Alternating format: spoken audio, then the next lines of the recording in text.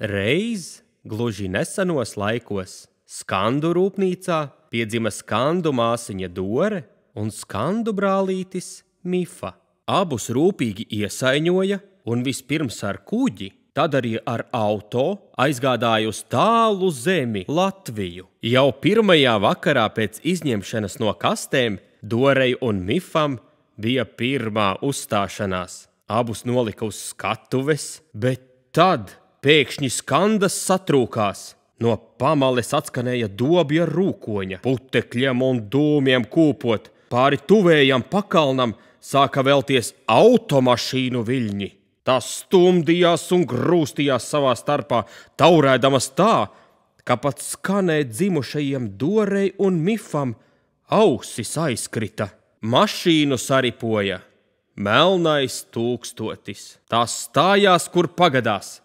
Tuvējās pļaviņas bija izbraukātas, mazie kociņi aplausti, puķes nospiestas zem riteņiem.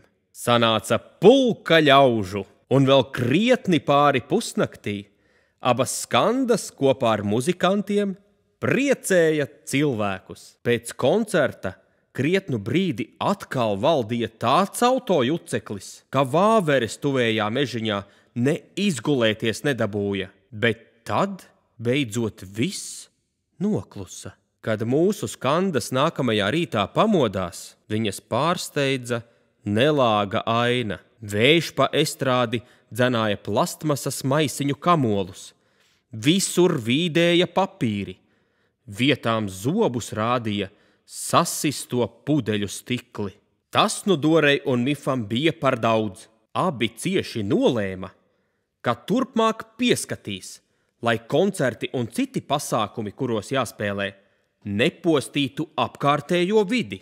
Pasākumu rīkotājiem, kas Dori un Mifu bija nopirkuši, Skandas izstāstīja, ka par pasākuma dabai un videi draudzīgu norisi jāsāk domāt laicīgi. Jāsāk jau ar to, ka reklāmas padarīšanām vislabāk izmantot internetu, arī sociālos tīklus.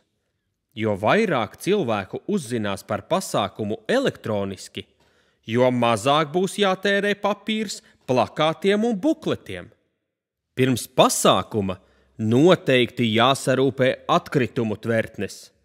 Vislabāk ar iespēju ārā metamo šķirot, lai sava vieta papīram, plastmasai, stiklam. Jo īpaši svarīgi tas ir reizēs, kad pasākuma laikā paredzēta tirdzniecība vai pasākums ir garāks par pāris stundām.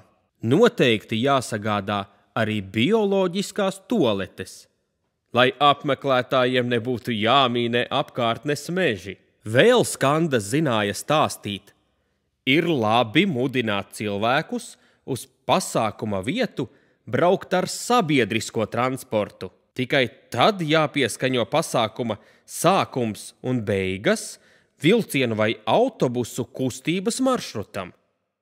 Vai pat jāvienojas par īpašiem reisiem gan pirms, gan pēc notikuma. Ja pasākums nav tālu no pilsētām vai ciemiem, kuros dzīvo apmeklētāji, der parūpēties par velo novietnēm. Tā piemēram, pat uz Siguldas opermūzikas svētkiem arvien vairāk klausītāji brauc ar riteni. Un vai tad smalkai kleitai nepiestāv smalks velosipēds? Dore un Mifa īpaši priecājās tad, kad paši varēja pielikt balsi pie vides sakopšanas.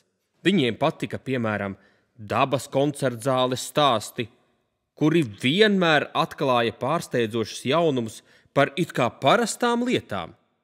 Tur vienmēr darbojas dažādas laboratorijas, kas attēlo dabas procesus un māca ikvienu saudzēt apkārtējo vidi.